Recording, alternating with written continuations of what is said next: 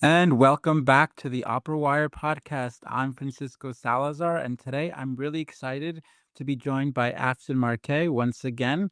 It's been a while since she's been on the podcast, and I'm really excited because we have two very special guests. Before we get to the guests, I just want to remind everybody to please subscribe to our OperaWire podcast on YouTube, Spotify, or wherever you get your podcasts. Afton, how are you doing? Introduce our new guests. Great, I'm doing great. Thanks so much for the intro. So, I am really excited to introduce our guests today, Dr. Rachel Copeland and Scott Skiba. How are you guys? I'm great. How are Good, you? thank you. Good, good. So, a little bit about them. Dr. Copeland is an associate professor of voice and the associate director of the School of Music at Penn State. She has performed with the Brussels Chamber Orchestra, San Diego Opera, Indianapolis Opera, North Carolina Opera, and many more. Her research focuses on how breast surgeries affect the muscles of respiration, upper body tension, and postural alignment. She is currently serving as the general manager at the Hawaii Performing Arts Festival, along with her husband, Scott Skiba, who is working as the assistant artistic director. Mr. Skiba is a freelance stage director and the general director of Opera Western Reserve, executive director of Cleveland Opera Theater, theater instructor and stage director for Washington National Opera Institute, and he has served as the director of opera studies at Baldwin Wallace Conservatory and the interim director at Opera at the University of Tennessee, Knoxville. His work has been recognized with awards from the National Opera Association and Opera America. And they are here today to talk to us about managing extremely busy schedules of working in opera and all of those engagements that I just mentioned and more, and how they balance marriage, relationship, and parenting. And they have one daughter, Ella, who is 12 years old. So, with all of that, I would like to start with a question about how you manage living in Pennsylvania and Ohio and having a relationship and a kiddo. I think it's a great question. And usually when people find this out, they say, oh my gosh, that's so far. But in reality, for us, it's actually the closest that we've ever lived. No And way. so, yeah, we've been apart numerous years. We're going on 17 years of marriage. And we've been 1,000 miles apart in North Carolina and Interlaken, Michigan. And so now we're actually close. I think we manage it because we inherently just trust each other. We love each other and we have great communication skills. Those things have to be paramount. But then obviously there's the logistics of the day to day. A lot of spreadsheets, a lot of schedules. A lot of Google Calendar sharing. Share calendars, yeah. Yeah, totally. Our daughter goes to school in Cleveland, where Scott is full time, and I try to get there as often as possible. I'm actually really lucky because some of my associate director responsibilities in academia allow me to do some of that work remotely. I'm thrilled. I have a great boss that understands that and lets me do some work remotely. So I'm able to be in town at the beginning of the week in Cleveland, and then I drive every week. Wow. Commuter.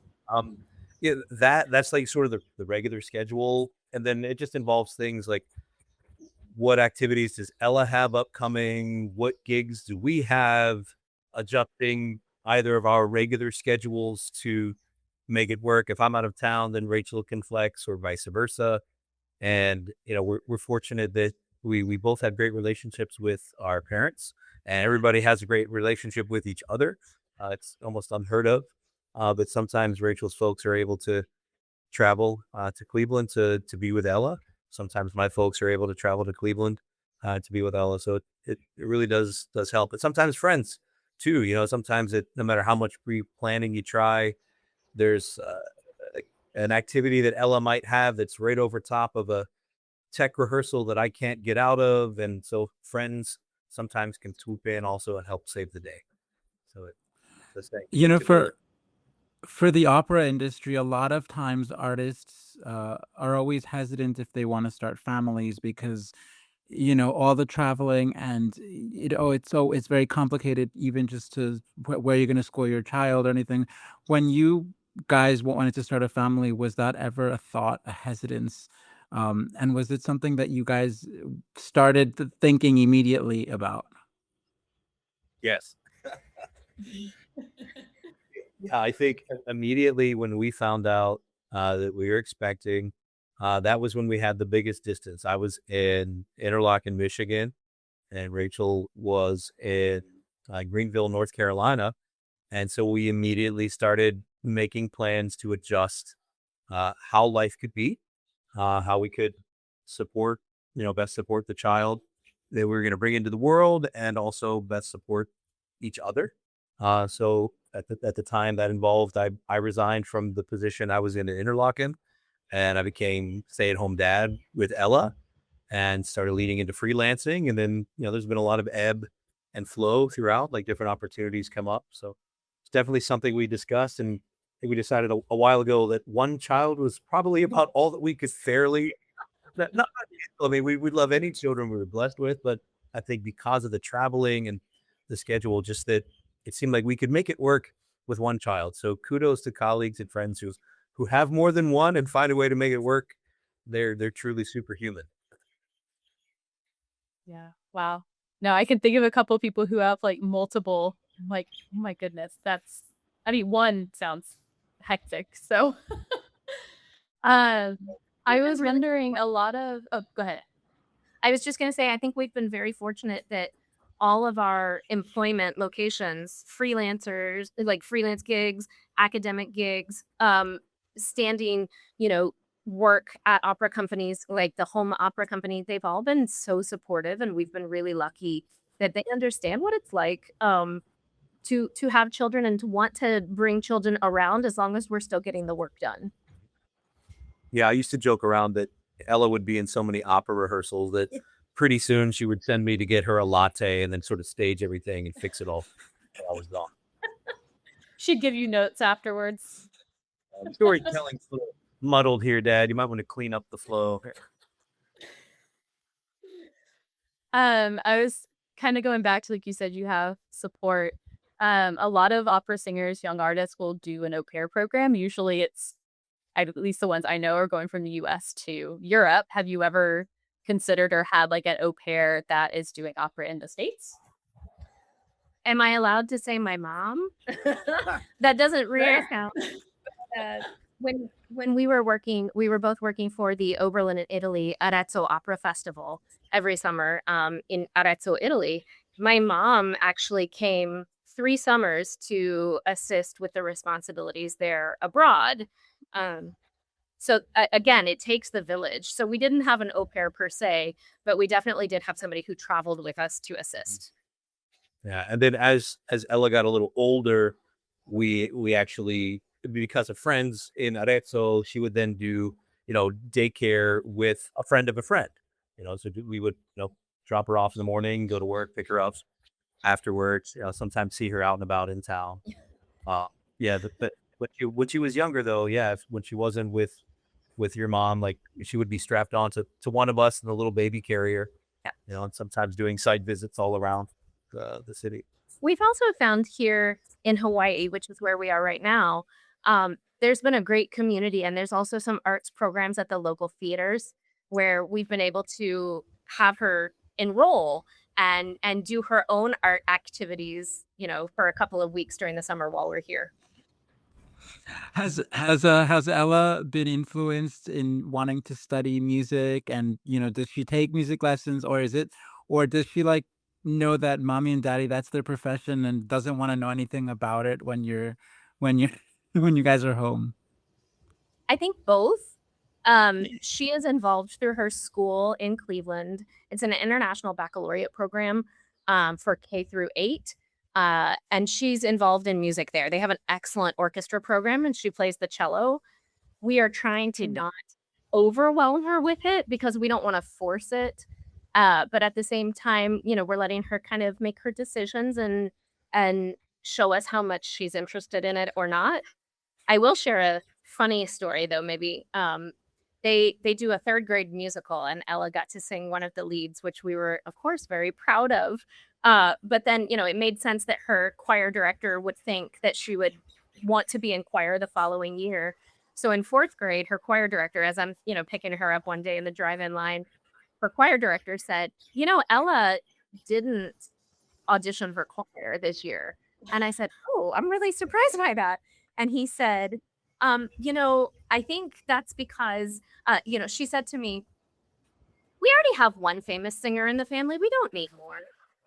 So we kind of got some giggles out of that. So We're getting the eye from Ella in the living room. Well, as a fellow cellist, I think she picked the right instrument. I think it's the best instrument. we think so too. We love It's our it. favorite, yeah. And she plays it beautifully. She used to like to listen when I would be doing set building or something. If Rachel was out of town, I would bring her along and like set up her pack and play, and I would always just play some Bach sonatas, cello sonatas while I was building, and so like cello was always her favorite. Yeah, she always loved it. Yeah, it's a great instrument and has a great tone. And well, I can continue talking about the cello, but that's for another conversation. But if she does decide to be a vocalist, she has a great teacher in house. Is she taking private lessons or just through school? She's just doing it through school. She's also involved in an after-school program, though, that's supported actually by some grants in the Cleveland area, and they have mentorship even all the way through the Cleveland Orchestra to some high school students who then mentor the middle school students. And so she's a part of that crescendo program. And I've got to shout out to how amazing and awesome it is. Yeah. That's awesome. If she was to take private lessons, how would you go about picking a teacher for her? I would want somebody to foster her love for music. For me, that would be the highest priority at this point in time. What are your thoughts? Yeah, I think private lessons in voice or private lessons in cello. In general. Yeah, I think somebody who's not mom or dad. I think that it's you can't be a prophet in your own land, and I think I've commiserated with fellow parents about that. Doesn't matter what the level of expertise is. It's always sort of like the kids know much more than their parents. So finding somebody who loved kids and would foster creativity, and we're not stage parents in any way. I mean, I've had Ella be in different productions. I think her earliest was the Suor Angelica, where she was the little child that got held up at the end. And up until most recently, she was in production of Dido and Aeneas, and she was in Taking Up Serpents. And oftentimes that's been a help because if there's language or choreography, physical violence that's staged, anything like that on stage, it can be a challenge with working with children actors. But when you're the parent of the child actor, that sort of helps. But I think finding people that would foster the creativity and the love of storytelling and are making an appreciation for it. Yeah. So I'd love to know how you guys met and what that was. I think it's really interesting that the arts brings together relationships and how these artistic partnerships also are created. We see it throughout the world. And I always find it so fascinating that in the arts, it's probably one of the only professions where a lot of couples get to work together and where they're able to foster something unique. Yeah, we met during our doctorates at Indiana University. So thanks to IU for bringing us together. We've been able to perform together in many shows, but then also we also I've been able to work under Scott, like as the singer while he's been the stage director. So we've been really lucky. Yeah, we've been really lucky. At IU, we actually, the first meeting of us was Scott was observing a voice lesson that I was taking. He was observing it for a pedagogy class. And yeah, we were kind of drawn to each other. Yeah. So, do you have anything to add on that one? I mean, she walked in. Oh, who is this? The person I want to be with. Yeah, so kind of. I know love at first sight is cliche, but that was definitely it for me. and getting to work together is rare, at least for us. I think one of my last professional singing engagements, 'cause I've been purely a stage director for about 20 years or so. But one of my last singing engagements was one of your first professional. So we got to do Marcello and Musetta, and that was fun. Uh, the fiery passion was already there, and so that was a lot of fun. And then my very last singing engagement was shortly after we got married, and that was at Park, and so that was a nice To experience. Carmen. And Carmen, yeah, Yeah. I was Escamillo, and you were. I was Mercedes in that one. Okay. I couldn't remember if it was Mercedes Yeah, or Frasquita, like which of the voice switches there were. Yeah, so that always holds. It's one of my favorites, but it holds a special place in my heart for that. And then we've been fortunate in our summer employment. Rachel mentioned we used to work for Oberlin in Italy, and when I started there as a production manager, my longtime teacher Dawn May had founded that program, and so I had gone as a student, and then started as a production manager, production assistant type of level.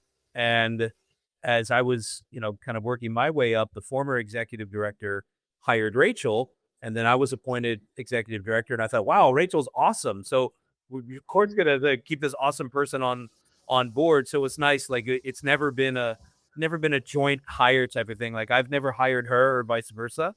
And kind of a similar thing here with Hawaii Performing Arts Festival. We got hired under separate contracts, but she's awesome at her job and a great colleague. And so, And you are too. oh, thanks, babe.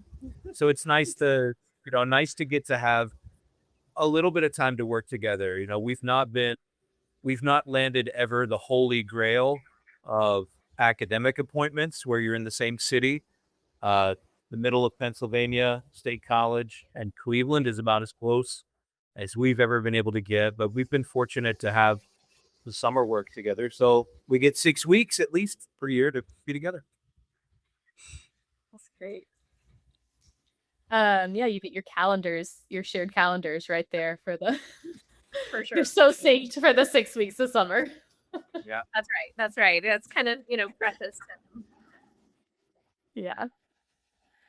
So for preparing for this, I reached out to a couple other like opera couples or parents, and tenor in California, Matthew Sink, was talking about how kids get sick a lot and how you still have to perform. Have you experienced the kid germs, and how do you deal with that? Yeah, the kid germs are a lot. Luckily, we've been pretty fortunate in the sense that it hasn't been ever anything that Ella has had like respiration, like anything with respiration that has affected me so much. We've been really lucky with that. I think COVID was probably a really challenging time for everybody.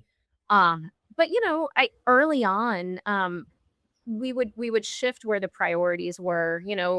We were actually, just talking that I had to leave for a rehearsal once when Ella got sick, and Scott was like, "Yep, I've got it. I'm taking 100% of the load right now to handle things, and you go take care." And we really learned to compartmentalize, and vice versa has worked. And so when she has been sick, that's kind of how we've handled it, and we've been really fortunate. Mm-hmm.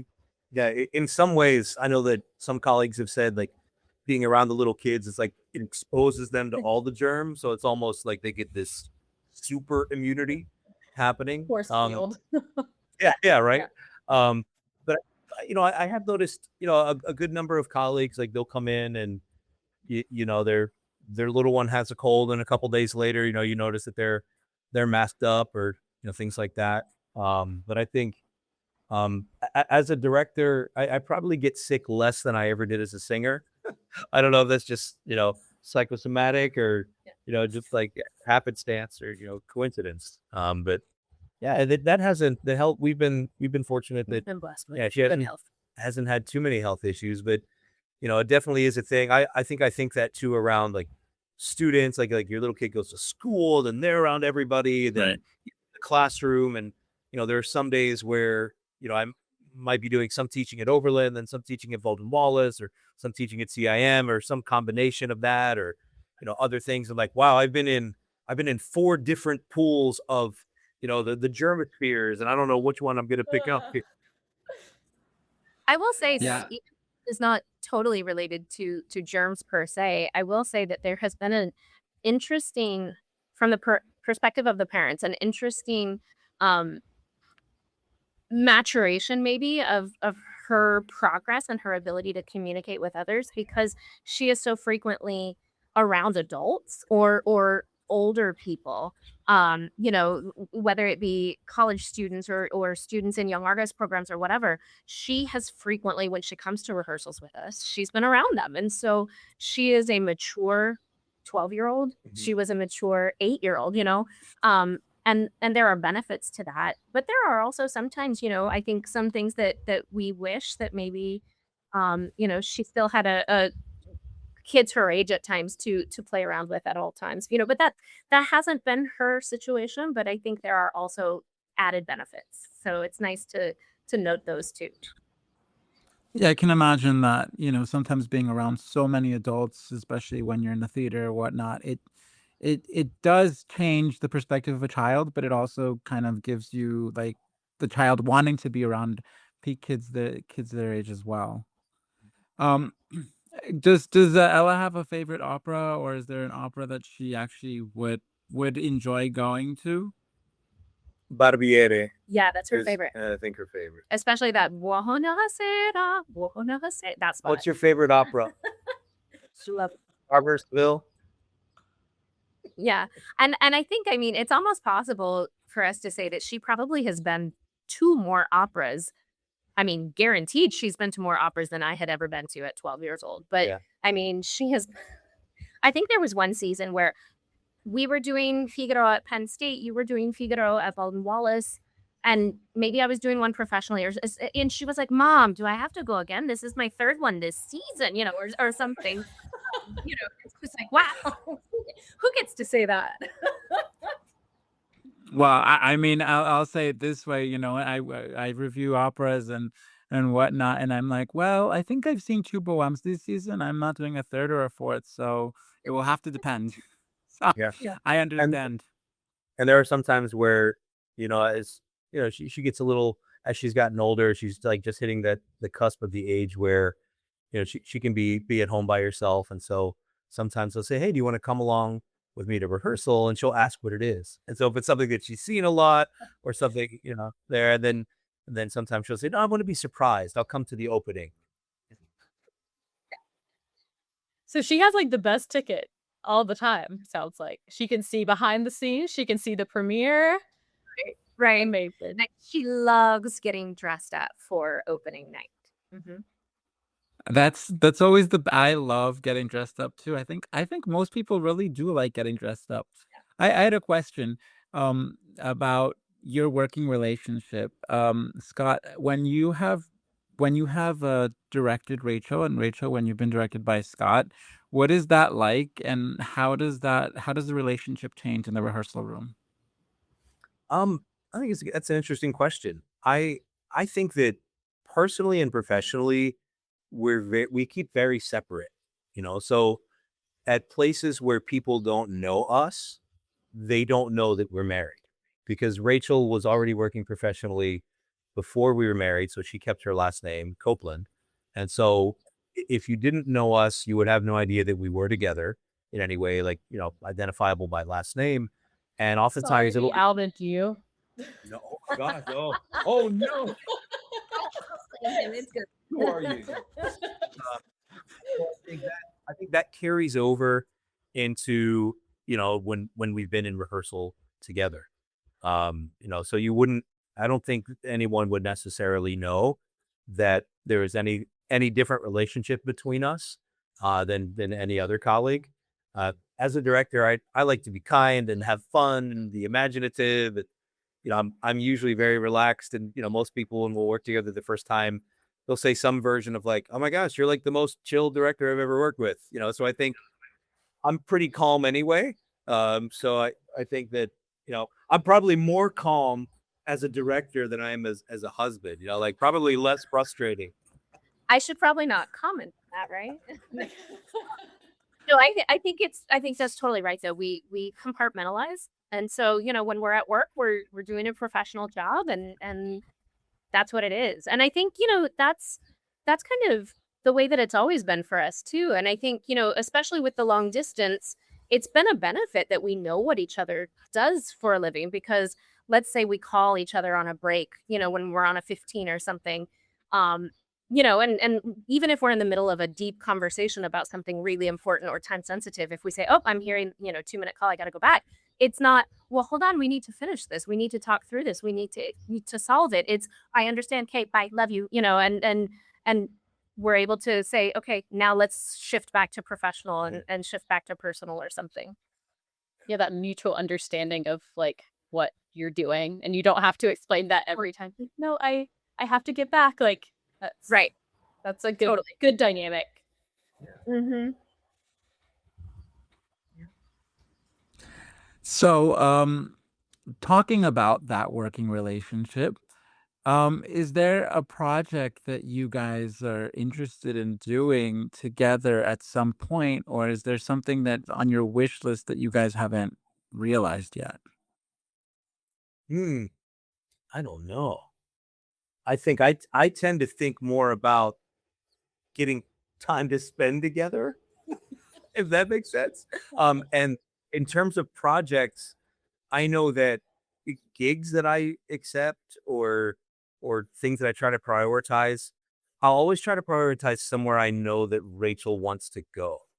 You know, if there's ever a gig that comes up in a place where a part of the world that I know she loves, or somewhere where I know she would like to visit, then I'll do everything I can to like make it possible to take that gig or like put myself in a position to be, in the running for that gig. So I think in terms like that, like if for like I know Rachel wants to go to Alaska.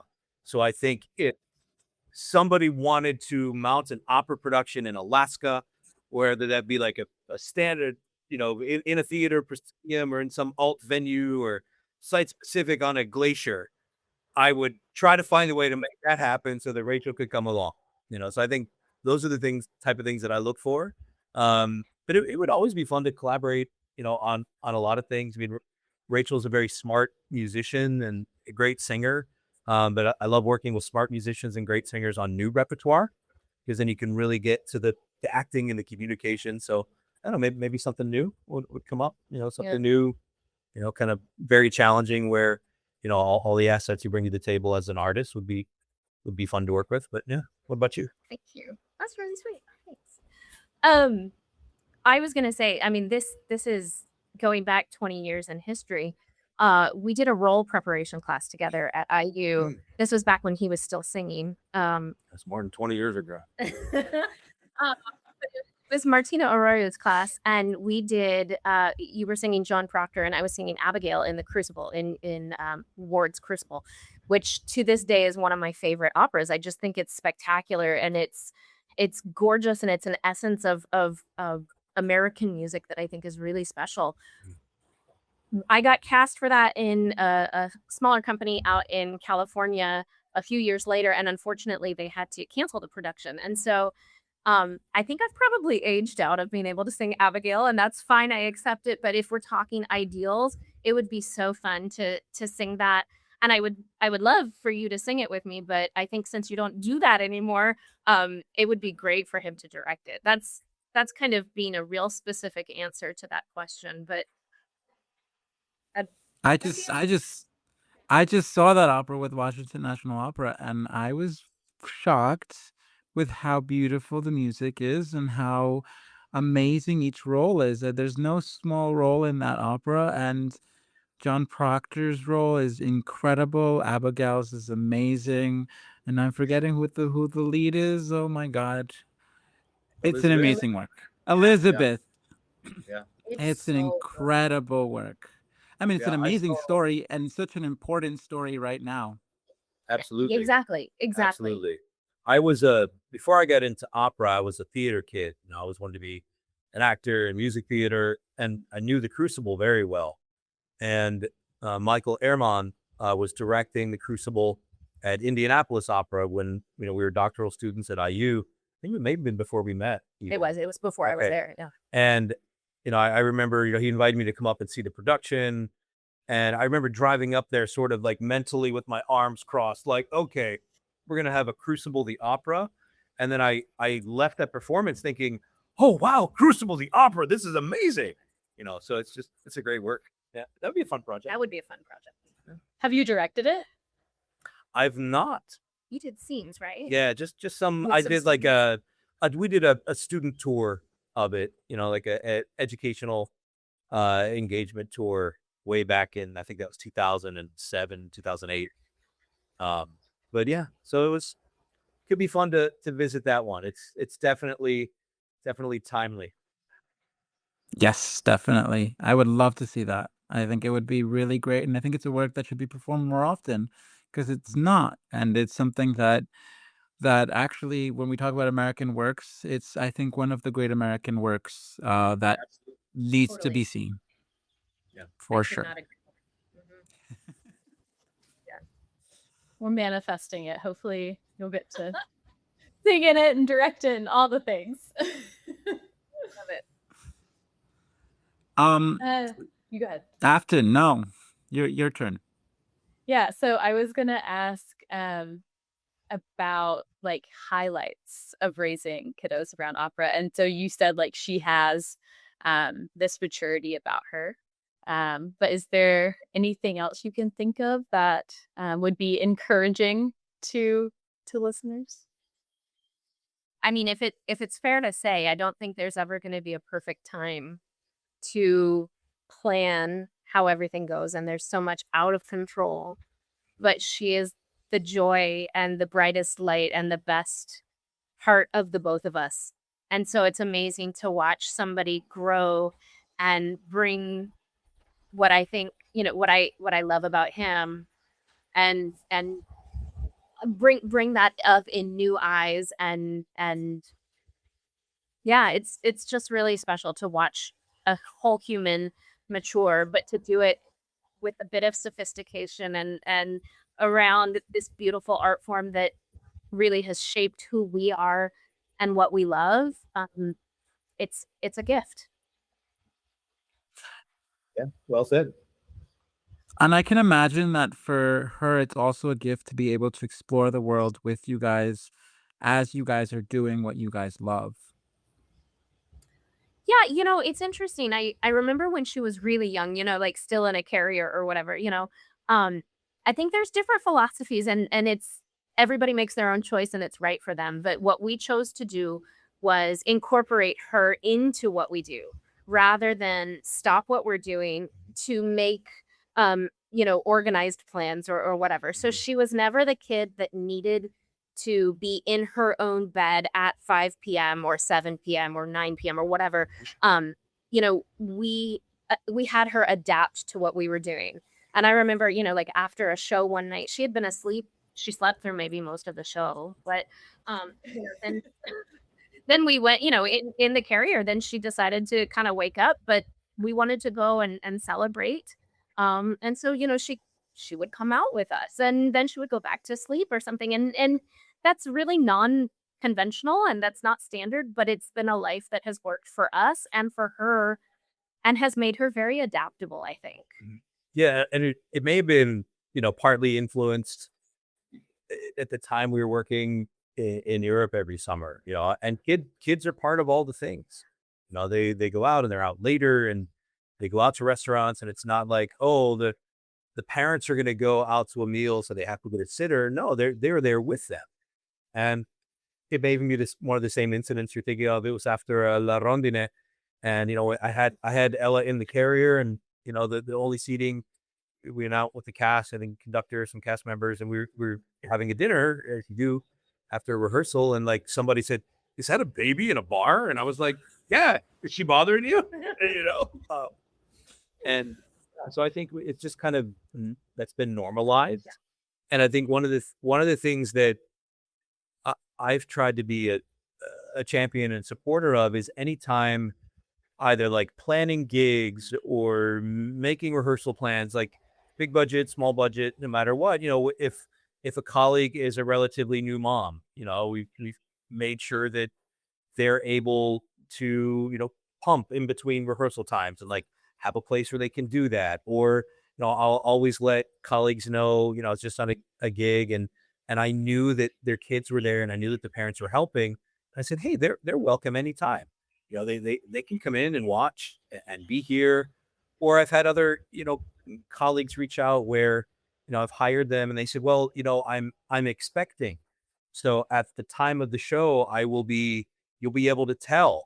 And is that okay? And I'm like, of course it's okay, and this person, this was a female who was married to a male. And I said, if your husband were the one contracted and they said, hey, you're pregnant, I wouldn't take the gig away from him. So we'll find a way to make it work. If you're comfortable with it, if you want to obscure it, we'll obscure it. If you want to make it part of it, we'll make it part of it, And so I think that being a parent, whatever you're connected to, whatever affects your lives, that's usually what we're passionate about and what we get into and what we support.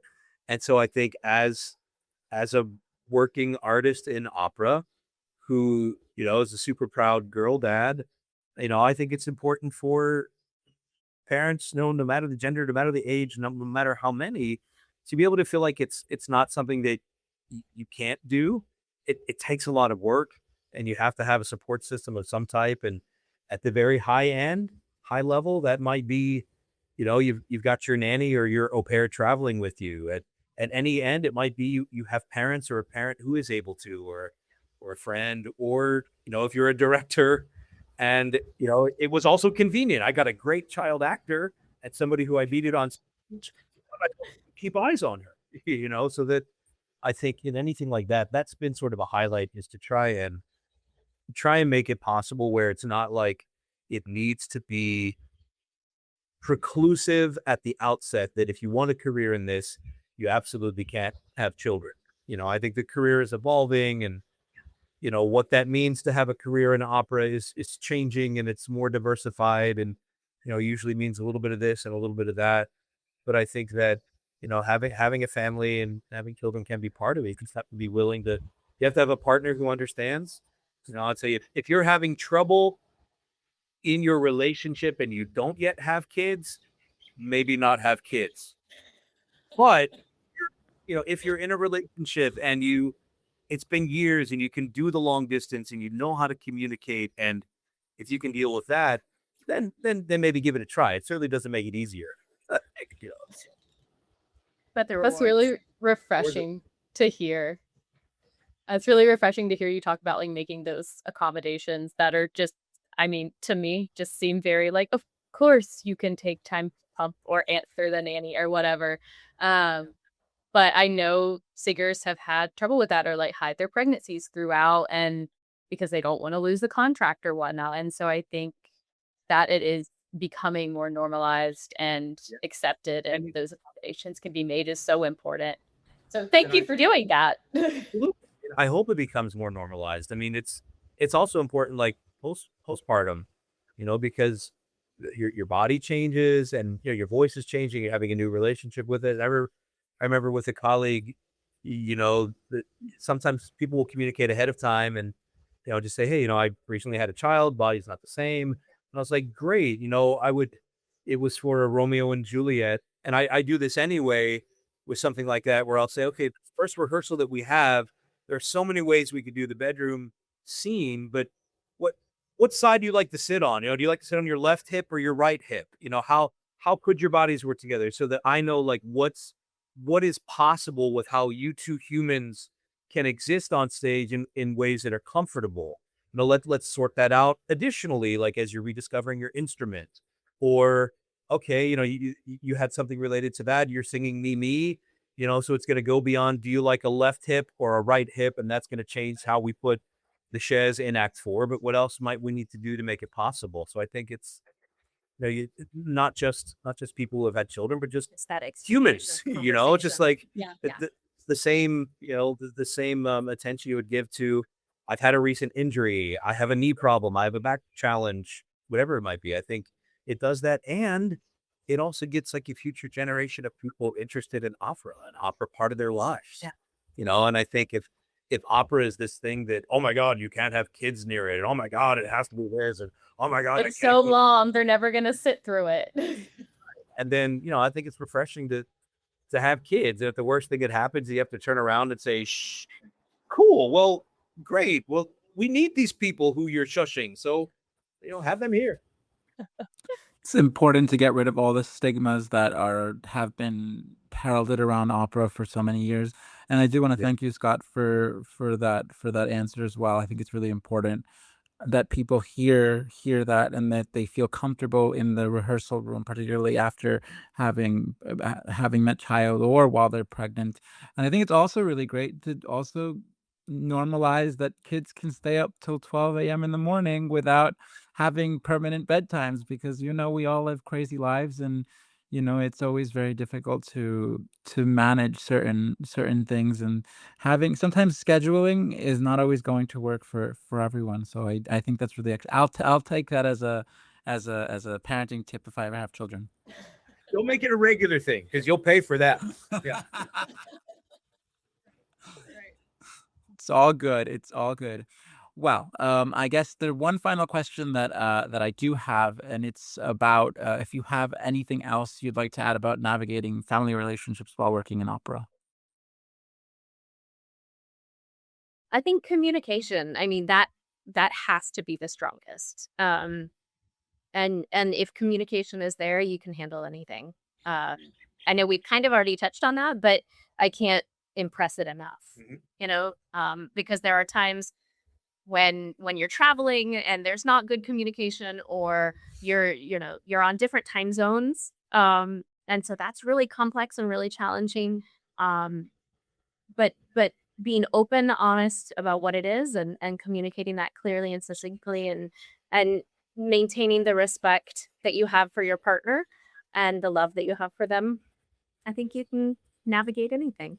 Maybe that's a little idealistic, but for us, that has been our kernel of the basis of how we've managed 20 years.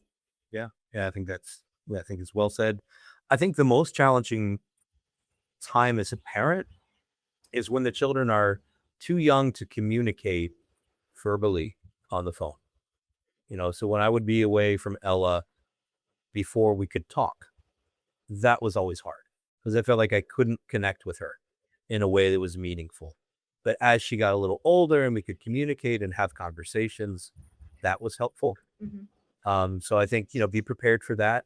And I always, as an opera director and singer and people who work with professional voice users, one thing I said, like, everybody tells you all this great advice about being parents. And one thing that nobody told me that I always pass along is I say, be prepared to hear their voice for the first time.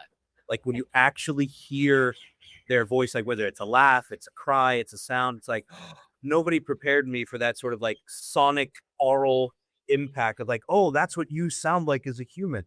So I think that was just like a little, sappy dad advice. But I think the most challenging time being a parent was before she could communicate. The most challenging thing just in our marriage and our relationship, I think, is that, how when you're traveling or when you're alone, you get into your own routine.